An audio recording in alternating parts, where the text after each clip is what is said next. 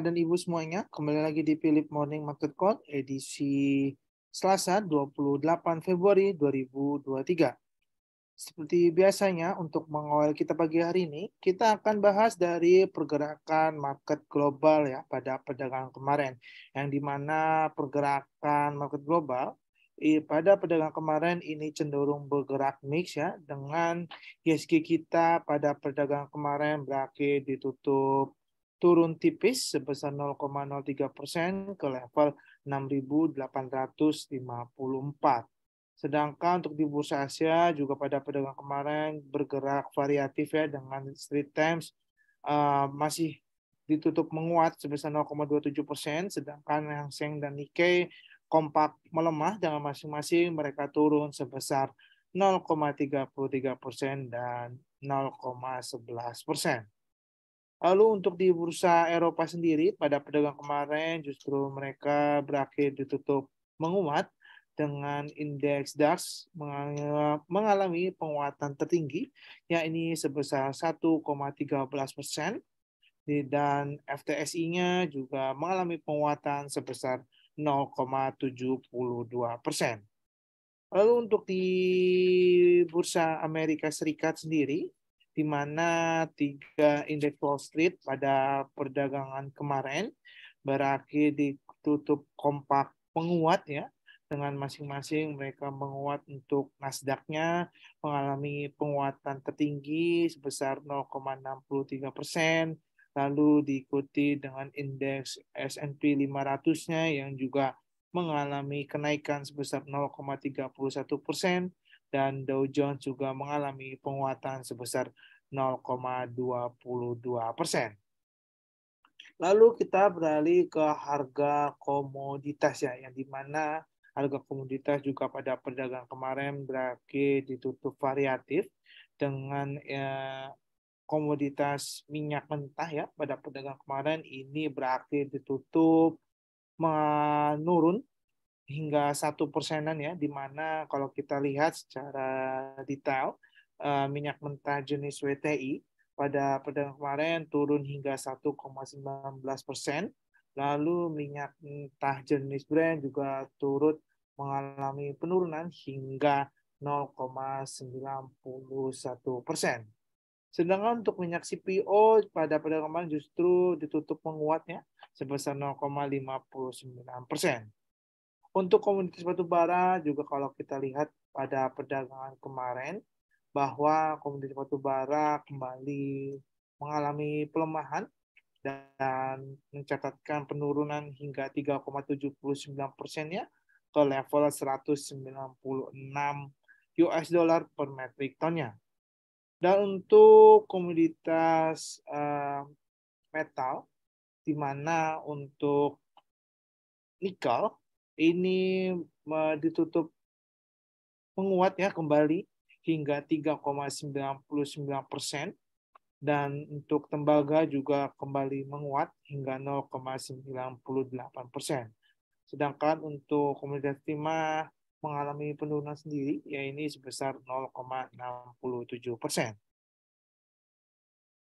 Untuk perdagangan kita pada perdagangan kemarin, yang dimana memang IHSG kita terjadi penurunan tipis ya, sekitar 0,03%, namun secara aksi net foreign-nya pada perdagangan kemarin ini mencatatkan adanya net foreign buy hingga mencapai 27,57 miliar rupiah.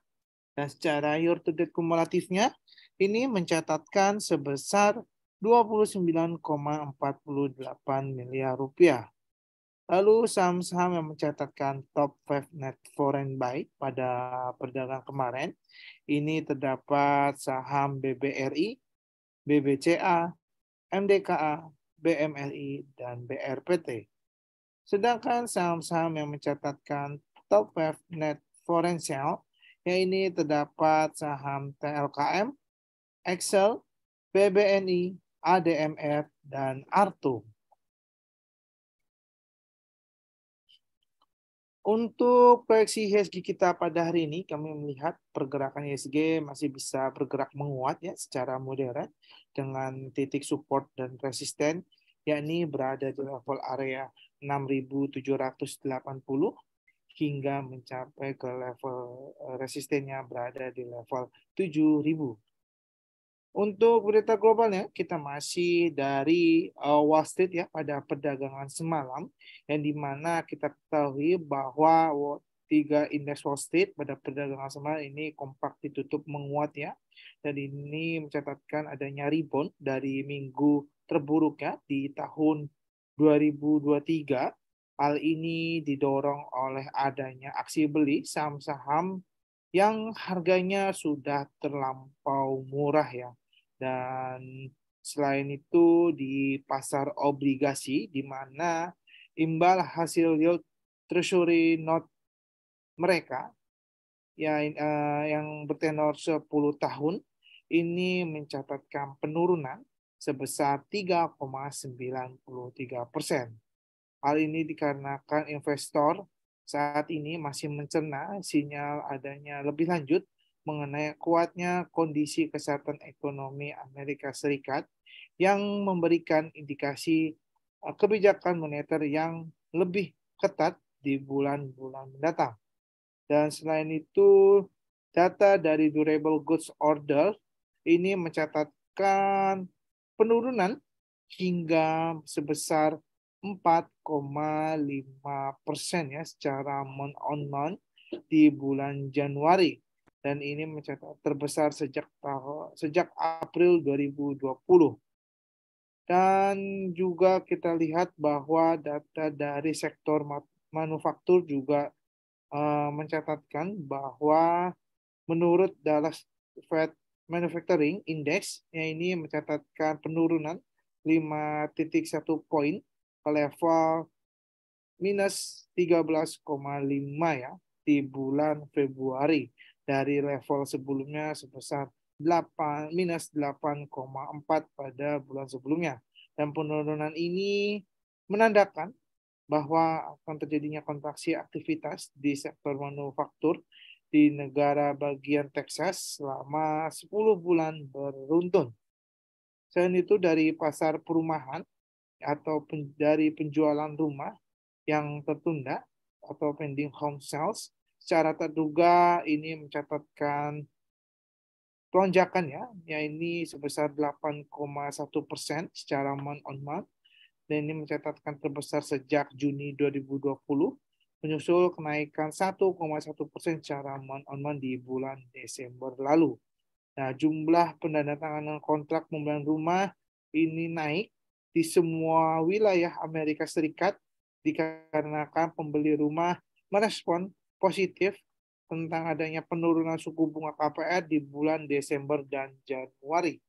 Selain itu dibandingkan dengan periode yang sama pada tahun lalu, di mana pending home sales ini pernah mencatatkan penurunan hingga mencapai 24,1%, yang ini dan panjang rangkaian penurunan menjadi 20 bulan beruntun ya.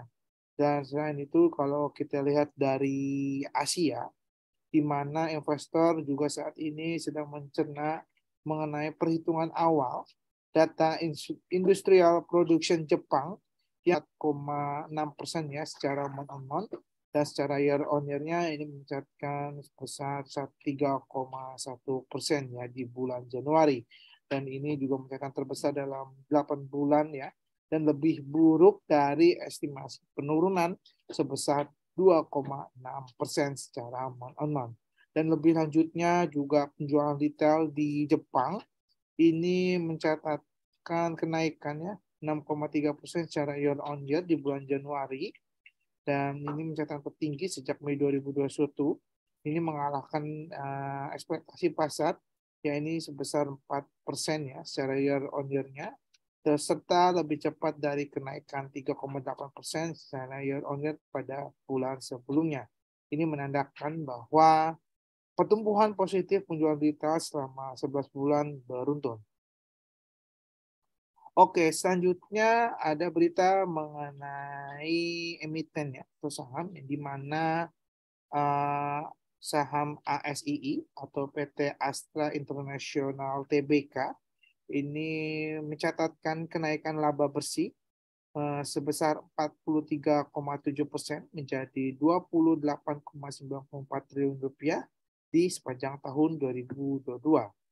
Dan kedua ada emiten Java atau PT Java Convert Indonesia Tbk, yang dimana Java akan berencana melakukan buyback ya sahamnya dengan total sebesar 350 miliar rupiah. Dan ketiga ada emiten UNTR atau United Tractors Tbk, yang dimana UNTR ini berhasil mencatatkan kenaikan laba bersih di sepanjang tahun 2022 ini, ya ini sebesar 104% ya naiknya menjadi 21 triliun rupiah. Selanjutnya adalah rekomendasi saham kita pada hari ini, yang dimana kita memiliki 3 saham rekomendasi. Yang pertama ada saham SHIP ya, yang dimana secara jangka pendek maupun jangka menengahnya kami memperkirakan pergerakannya masih bisa bergerak bullish ya, dengan area trade buy berada di level area 1020. Dan untuk area resistennya berada di level area 1085 ya, untuk resisten pertama. Dan jika misalkan pergerakannya mampu melewati area resisten pertama, kemungkinan pergerakan bisa menunjukkan penguatan hingga mencapai ke area resisten kedua, yakni berada di level area 1120.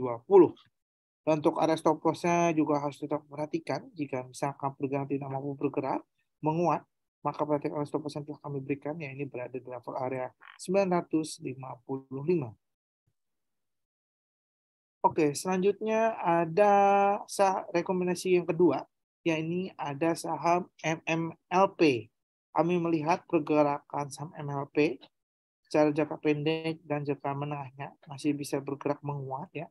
Melihat di mana secara indikator stokastik bahwa pergerakan saham ini sudah berhasil membentuk pola golden cross dan sudah mulai bergerak naik, sehingga kami melihat pergerakan dari saham MMLP sendiri masih bisa bergerak menguat hingga ke area target price pertamanya, yakni berada di level area 525, dan untuk area target price keduanya yakni berada di level 540. Dan untuk area stop loss-nya, jika misalkan pergerakan tidak mampu bergerak menguat, maka perhatikan stop loss yang telah kami berikan, yakni berada di level area 448.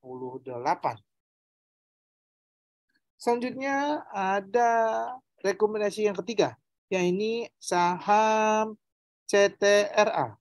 Kami melihat bahwa pergerakan saham CTRA juga sudah mulai bergerak naik ya. Dan kalau kita lihat bahwa pada perdagangan kemarin CTRA ini berakhir ditutup menguat dengan membentuk pola gap down ya kalau kita lihat. Dan kita lihat juga bahwa pergerakan CTRA kami melihat secara jangka pendek dan menengahnya kemungkinan masih bisa bergerak menguat ya, melihat di mana pergerakan dari tingkat volumenya yang mencatatkan adanya aksi buy ya secara signifikan, diikuti dengan indikator stokastik yang dimana kalau kita lihat bahwa pergerakannya juga sudah mulai bergerak naik ya, dengan dia pada perdagangan kemarin ini berhasil membentuk pola golden cross pada perdagangan kemarin. Dan kami melihat pergerakan dari CTRA sendiri bahwa pergerakannya masih bergerak menguat hingga mencapai ke titik area resisten pertamanya, yakni berada di level area 1065. Dan jika pergerakannya mampu menembus area resisten pertama, maka kemungkinan pergerakannya bisa melanjutkan penguatan hingga ke area resisten keduanya, yakni berada di level area 1095. Dan untuk area stop loss-nya juga harus tetap diperhatikan. Jika misalkan pergerakan tidak mau bergerak menguat, maka perhatikan stop loss-nya yang telah kami berikan, yakni berada di level area 915. Oke, mungkin cukup sekian untuk webinar di sesi yang pertama ya. Kita ke sesi yang kedua, yakni sesi Q&A. Namun sebelum melanjutkan ke sesi kedua, untuk Bapak, Ibu, serta teman-teman semua yang memiliki pertanyaan mengenai saham-saham yang dikira mau dibahas pada hari ini, atau yang mau diulas pada hari ini, silakan chat di kolom Q&A ya. Nanti akan kita bahas satu persatu mengenai saham-saham yang dipertanyakan dari Bapak, Ibu sekalian. Jadi silakan Untuk Bapak Ibu dan teman-teman semua yang memiliki yang mau bertanya mengenai saham-saham, silakan chat di kolom Q&A. Cukup tuliskan kode sahamnya saja ya, dan nanti akan kita bahas ya dari pertanyaan Bapak Ibu sekalian. Terima kasih, kita beri waktu.